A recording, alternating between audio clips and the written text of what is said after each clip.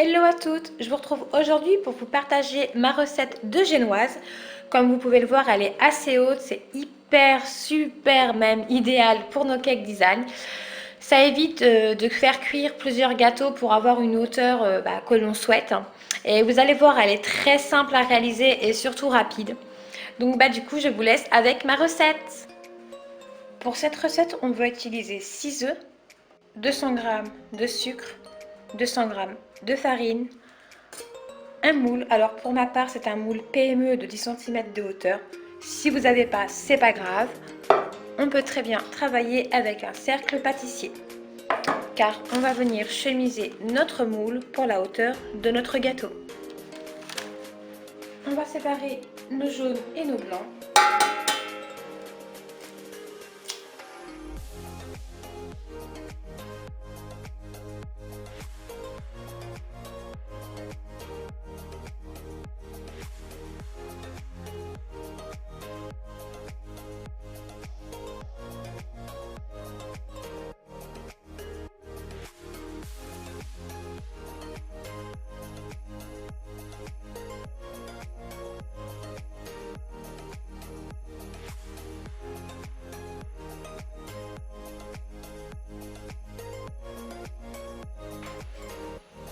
On va ensuite prendre notre fouet.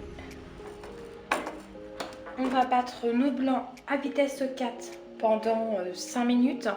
Et ensuite, on va venir les battre à vitesse maximum pendant au moins 15 minutes. Une fois nos blancs bien montés, on va venir incorporer nos œufs.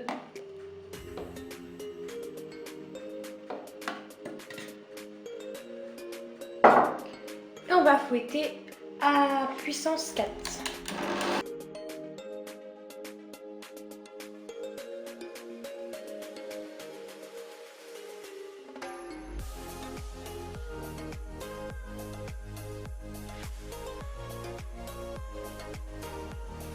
Une fois nos jaunes d'œufs et nos sucres bien incorporés, on va venir mettre notre farine qu'on va mélanger délicatement à la maryse pour ne pas la faire retomber.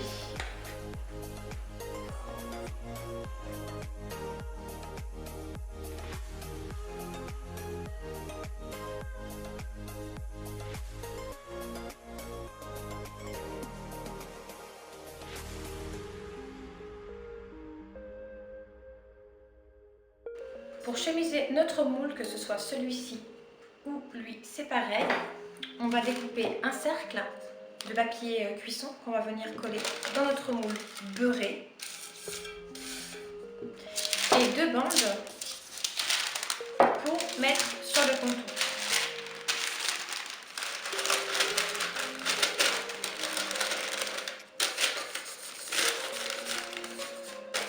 Comme ceci.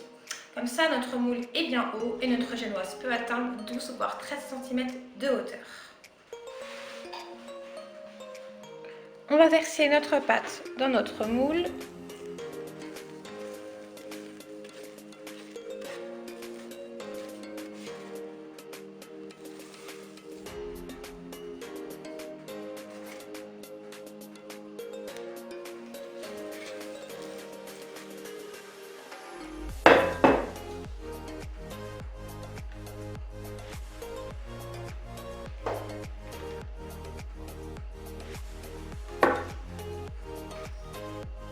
On va mettre en cuisson à 160 degrés au moins 1h30, tout dépend des fours. Et je vous conseille de la faire cuire à chaleur tournante. Et voilà, notre génoise est maintenant cuite. Moi, je la retourne toujours sur le plateau, donc le haut qui va venir en bas, pour avoir du coup le plus beau côté du gâteau en haut. Voilà, comme ceci. Et je laisse comme ça, on va dire, un petit quart d'heure pour éviter que la génoise se déforme ou retombe. Voilà, du coup je laisse comme ça et après je démoule. On va pouvoir démouler notre gâteau.